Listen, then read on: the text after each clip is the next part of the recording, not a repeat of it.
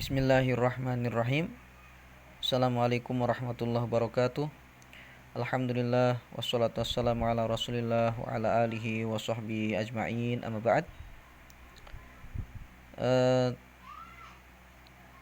Teman-teman sekalian, kita akan mencoba untuk membaca kitab Syekh Wahid Abdussalam Bali hafizahullah ta'ala, pakar dunia gaib dari Timur Tengah. Yang kita baca karya beliau yaitu Ruqyah, Jin, Sihir, dan terapinya. Kita pada kesempatan ini akan mencoba membaca pembahasan tentang kemandulan.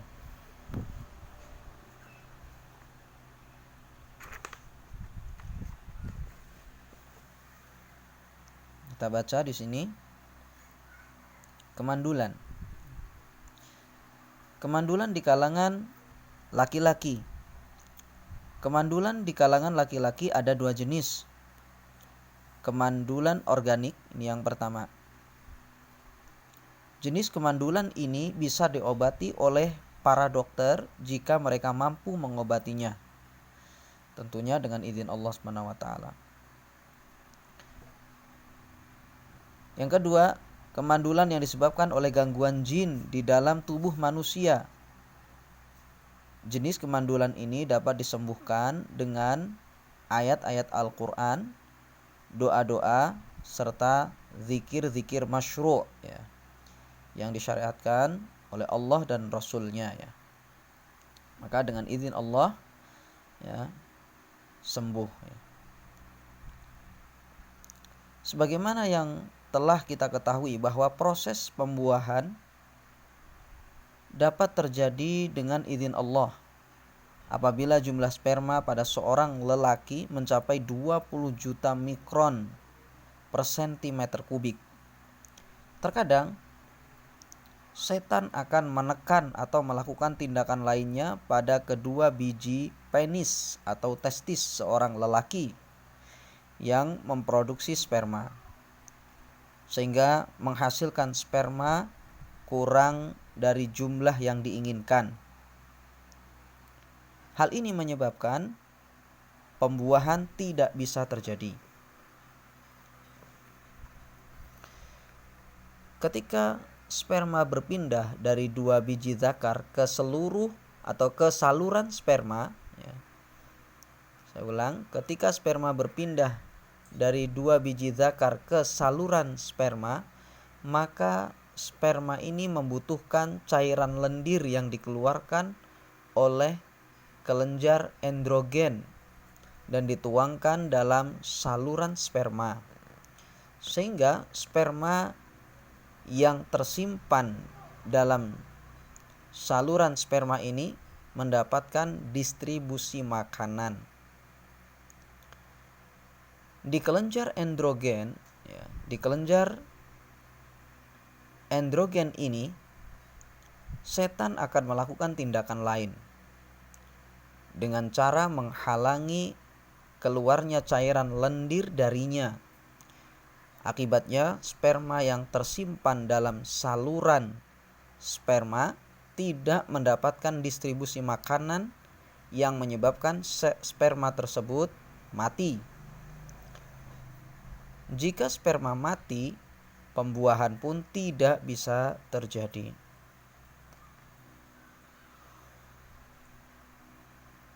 Kemudian, gejala-gejala kemandulan yang disebabkan jin.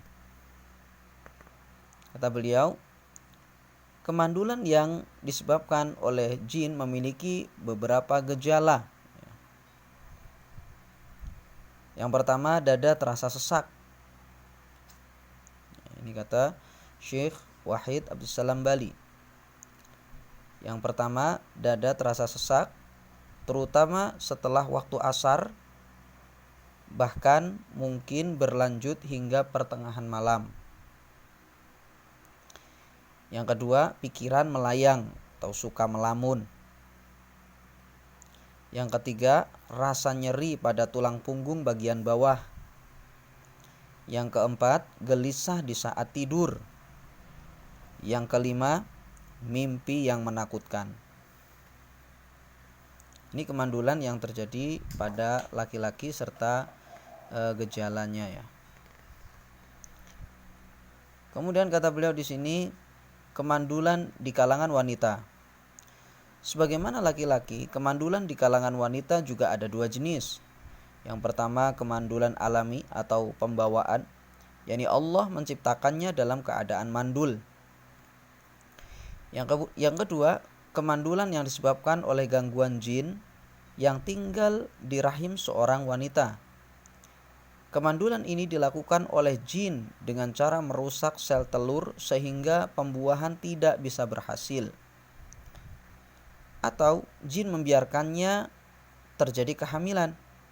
Namun setelah kandungan tersebut berusia beberapa bulan, ia akan merobek salah satu urat yang ada di rahim wanita. Hal ini menyebabkan pendarahan dan terjadilah keguguran. Oleh sebab itu, keguguran yang terjadi seringkali karena gangguan jin. Beberapa kasus kemandulan jenis ini telah berhasil diobati. Telah disebutkan dalam As-Sahihaini bahwa setan berjalan di dalam jasad anak Adam di tempat berjalannya aliran darahnya.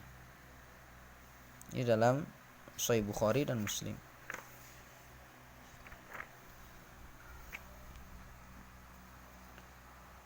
Lalu dikatakan di sini, kata Syekh Wahid Abdul Salam Bali, hafizahullah,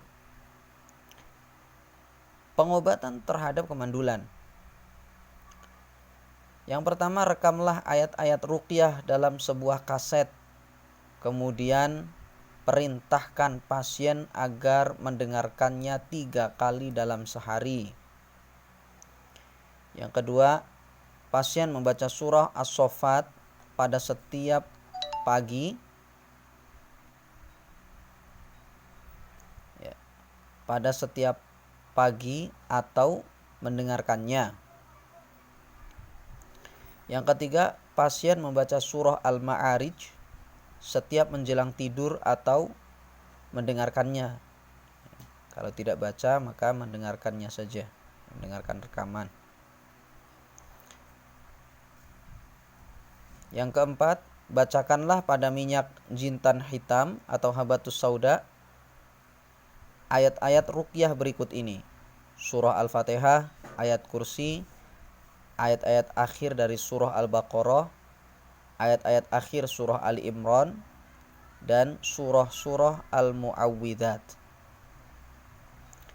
Kemudian perintahkan kepada pasien untuk mengoleskannya pada dada, dahi, dan tulang punggungnya setiap menjelang tidur. Lalu yang kelima, bacakan juga ayat-ayat yang sama di dalam madu lebah asli. Kemudian setiap harinya diminum 1 sendok makan penuh. Pengobatan ini terus dilakukan selama beberapa bulan.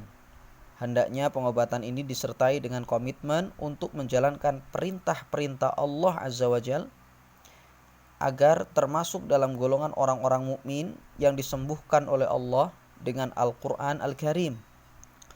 Allah Azza wa Jalla berfirman, wa nunazzilu minal Qur'ani ma huwa shifaa'u wa rahmatul lil mu'minin. Dan kami turunkan dari Al-Quran sesuatu yang menjadi penawar dan rahmat bagi orang-orang beriman. Bagi orang-orang yang beriman. Al-Isra ayat 82. Dalam ayat ini Allah mengkhususkannya bagi orang-orang mukmin dan bukan untuk selain mereka. Beberapa kasus kemandulan jenis ini telah berhasil disembuhkan dengan karunia Allah. Itu jamaah sekalian yang bisa kita bacakan ya pada kesempatan ini. Wallahu ta'ala a'lam. Semoga bermanfaat. Wassallallahu ala nabiyina Muhammad wa ala alihi wasallam. Barakallahu fikum. Assalamualaikum warahmatullahi wabarakatuh.